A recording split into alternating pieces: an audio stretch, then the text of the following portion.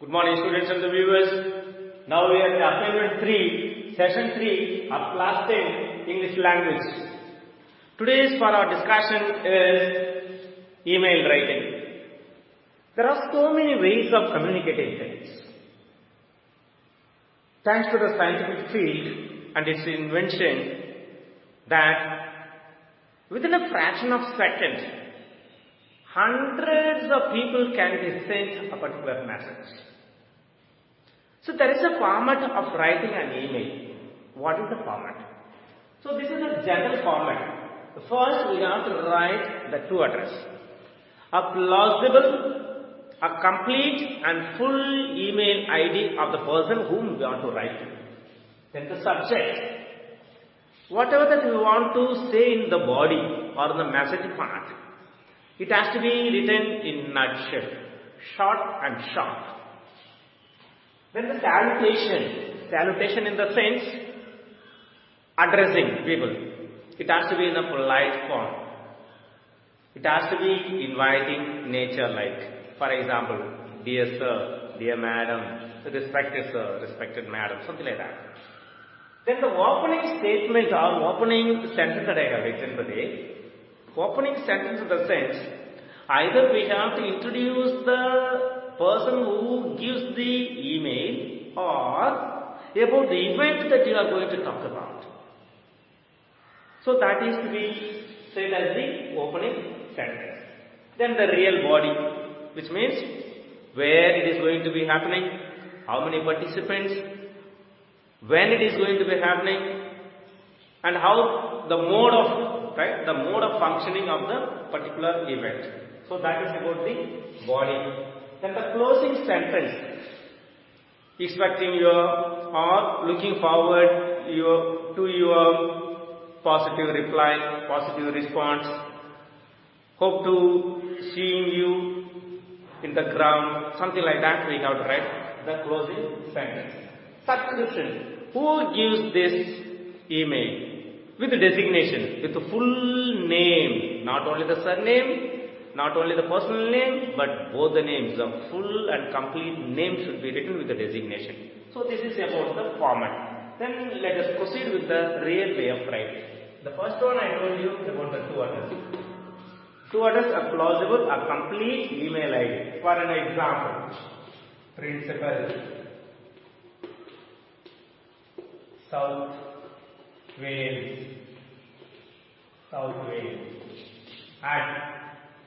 at the rate of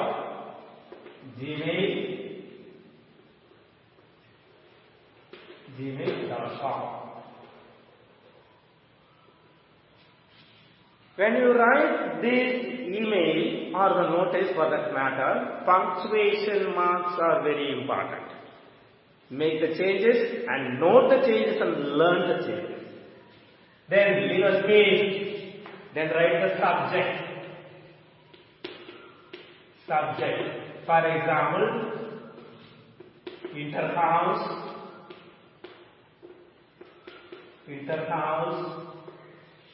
a Rangoli competition, for example. Rangoli competition. Followed by full stop. Then leave a space. The salutation. Dear sir, followed by comma, T capital, S capital. Then leave a space. Then the opening sentence I told you how to make it. Opening sentence. Then leave a space. Then write the real body of the message that you want to pass on to. So body. Then leave a space. After writing the body, leave a space. This closing statement will be there. Leave a space. Then the closing sentence.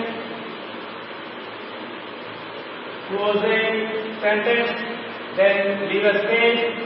Then for the subscription, write thanking you. Followed by comma, then leave a space, then write yours truly, followed by comma, then leave a 2 space here. Leave a 2 space. We are supposed to leave 2 space there. Once you leave a 2 space, then the real thing will be knowing who gives the notice. For an example, supposing your name is Arun Kumar. Simply write Arun Kumar. Arun Kumar. Then the designation. Who gives the notice? Arun Kumar has given the notice, the email.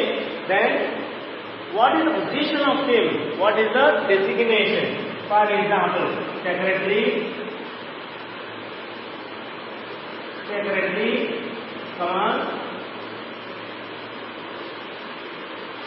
cultural club or art club. Art club. You can also write in a single line or bring this art club underneath, but without leaving a space. So this is the format of writing an email. When you are given the PDF, when you write in a fair notebook, write the general format. Then the PDF what I have given, write that also in a separate page, and the assignment also it will be containing. Do that also in your fair notebook in separate page. That's all today for this session. Thank you. Have a nice day. Welcome back, dear students and the viewers, for the session 4, assignment 3 of class 10 English language. Today we are going to learn the part 1, use of tenses. We know what are the tenses, and we also know the structure of the tenses. In the previous classes you might have learned.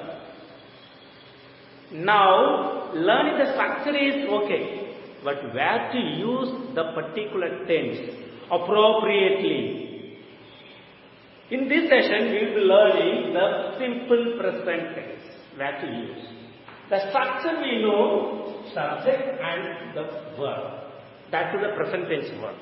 If it is where to be the third person singular of the subject, then the verb should be added with the s or es or ies.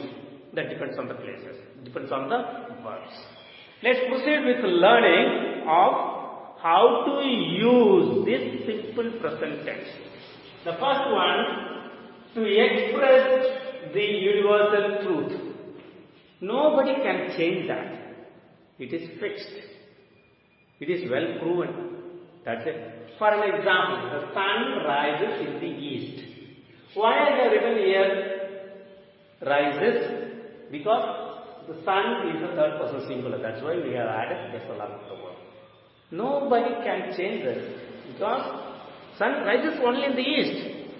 Nobody can say that sun will rise in the west or in the north or in the south. No, that is ridiculous. So it is a well proven universal truth. That's why we are using the simple present tense. The second one, to express scientific facts. It is well proven scientifically. For example, water freezes at 0 degrees centigrade. So water freezes at 0 degrees centigrade. This is well proven scientifically. So nobody can change that. It is believed and it is proved. Then, to express habitual event. Once it comes, it is coming like instinct. It is like an instinct. It comes like that. For an example, dogs bark and changes. After having seen the changes, immediately the dogs bark. Right? Then the owner of the dog will know some stranger has come. Right? So that is the habitual event. Then we express regular event. Regularly, usually we are doing it. For an example, usually I get up early. I get up early. It's a regular event. Normally I get up early in the morning. Right? So that is the one. Then we express an action which is in immediate present. We are waiting for certain things, immediately it happens. We are waiting for certain things, immediately it happens. For an example, here comes the bus. Here comes the bus. Here comes the bus. So long that you have been waiting, immediately comes, oh my God, well relieved now. So like that it is. Right? For repeated action in the sense, it comes more or less frequently or quite often. For an example, this one, okay. To point out the present in the sense, there is something, it is being happening at immediate one. For an example, our school has a big ground or large ground. See, it is the present now. It is the present one. We have a big ground. So that is the one. I told you the repeated action. For example, he visits us on Sunday.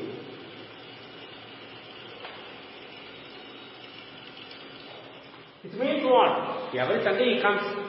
Normally, usually, he comes and visits us on every Sunday. Particular action. For fixed plan in future, we have planned it already. But that should be the definite one.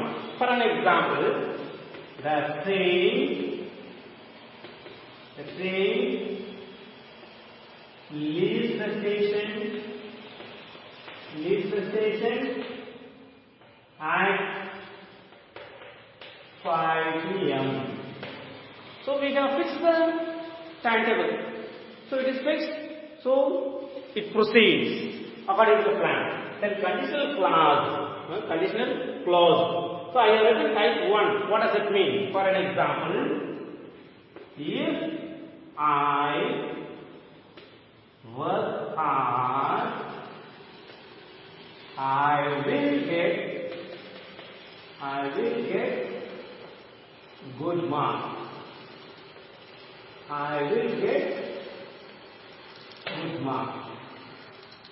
See, if I work hard, this is present tense. So once the conditional clause is given in the first time, then it has to be the present tense. Then for the commentaries, for the live commentaries, we have to use only the present tense. Any dramatic narratives. For an example, the spectators wait for the start of the play. The spectators wait for the start of the play. The play has not started, but they are waiting. So we are using the simple present tense. So these are the situations that we have to use the simple present tense. I think that you have learnt where to use the simple present tense. I will be also sending you the PDF. Go through it, work on the exercise. Have a good day. Thank you. Good morning, students and viewers. Now we are in the session 5, assignment 3 of class 10 English language. Let's continue in this session the use of tense. In this session we will be learning the present continuous tense. You know, continuous in the sense the present tense verb should be having ing form. Without ing there is no continuous tense. And when there is a continuous tense or ing, there should be preceded with the be verb. Am, is, was, were, shall be and will be. So these are the words that it has to be present. Right? So that's why I have written the structure. subject has to be there, then the be verb, I told you just now, then the be1, that is the present tense verb along with that ing. Only ing will be formed along with the present tense verb. We will not be saying waiting or goning, but we will be saying going, right? So learn that correctly. Then where to use this tense appropriately, correctly, in an apt manner. The first one, action at the time of speaking. For an example, you are learning now. You are learning English now. See, at the time of speaking, the action is done. So I am teaching, you are learning or you are listening. So that is why we call it when we express an action at the time of speaking, we have to use the present continuous tense. The next one, planned future action. You might be confused with, in the previous session also I have told you the planned future action. For an example, that train leaves at some time, something like that I would have given you. But where it has to be used according to the situation, it demands, right? But here, planned future action in the sense, for an example, we are going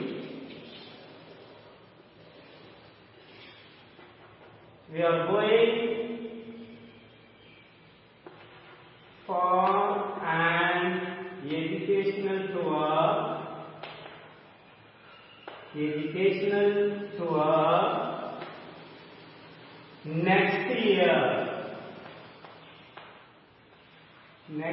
year. So it is the future action. Next year is the future action.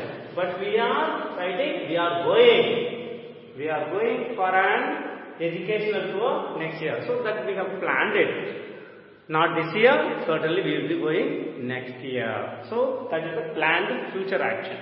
Then repeated action. This also would have been confusing you. In previous session also I told you the repeated action. For example, he visits us on Sundays. So it's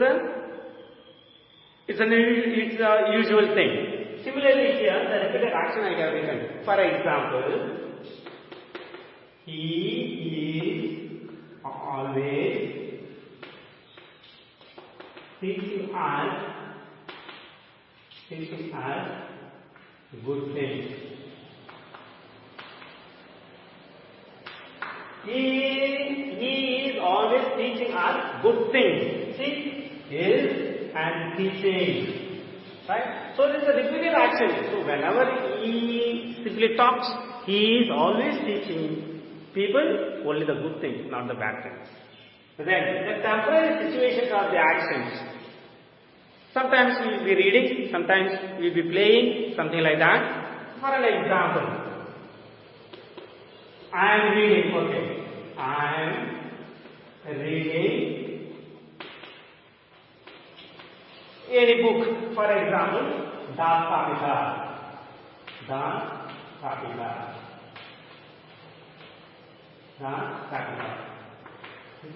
Kapital, right? That's a Karl Marx book it is. So Das Kapital, that is the real name. Now I am reading this book. Some people come and ask you to take you somewhere out. Then you will be telling them, I am reading now. I am reading this book. So it is a temporary action. It's a temporary action, but it may be resumed or commenced again. So these are the situations where we have to use the present continuous tense. In the next session, we will be learning the present perfect and present perfect continuous tense. Thank you. Have a good day. Welcome back, dear students and the viewers. Now we are in the session 6, third assignment, class 10, English language. Let's continue. In the previous session, I told you that the next session that we will be learning present perfect continuous and present perfect tense. I have given you the structure also. present perfect. What is the structure? Subject either have or has. Only for the third person singular that we will be using. Third person singular in the sense he, she, it. Only for those things we will be using has. And this past participle, the third form of the verb. For example, go, went and gone. The gone has to be used in the perfect tense. Right? Without this either have or has or had, there is no perfect tense. Once these two words or three words come, the past participle should be present. Like the continuous tense, verb plus ing should be preceded with the be verb. Just have a connection. Now, where we use this? Places where the action completed in the immediate past. What does it mean? For an example, he has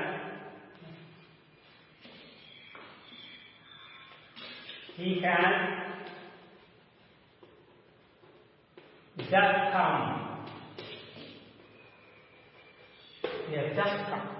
See, we have used has and come. So, come, came, come. He has just come. Already he has come. Right? The action was over. But he has just immediate past. That's why we are using this perfect tense. Then, past action with an indefinite time. Indefinite time in the sense, you don't remember exactly when you did that action. So that is the thing, and that is the place that we have to use this present perfect. For example, I have read a book. Now I have written read. So I have read Wealth of Nations. Wealth of Nations. Which means it is an economic book written by Adam Smith. So I have read Wealth of Nations. I don't exactly remember when I read, but vaguely I remember I have read it. I have read it. Then past action, but its effect remains. So, sometime or other, the action was over, but the effect is still felt. For example, he has cut my fingers. He has cut my fingers. See, the cutting of the finger was over, but the effect, for example, there was scar like. The scar like this is it having, or the experience remains. Action was over, but the experience or the effect remains even now. That is said to be the present perfect tense. Then action began in the past. Action began in the past, and it continues to the present moment, and still it is present. Right? Then what is an example? I have been ill since last week. See, I have been ill, right? I have been. Instead of the third person or the third form of the verb, I have used been here. And since. So, I have given some examples where to use this perfect tense. Now let's proceed with this present perfect continuous tense. The structure is this: subject either have or has, or been plus V1 plus the present tense verb plus ing. Why it is been? Because this ing is there, so the be verb. Here the be verb is nothing but the been itself. Why it is the perfect? Either have or has is present. That's why it is present perfect continuous tense. This have and has, and have are the present tense verbs regarding the perfect tense is concerned. Then, where to use this present perfect tense? Action began in the past. Right? Action began in the past, but still it continues. Still it continues. It is not over, still the process, it is there, still in the process. For an example,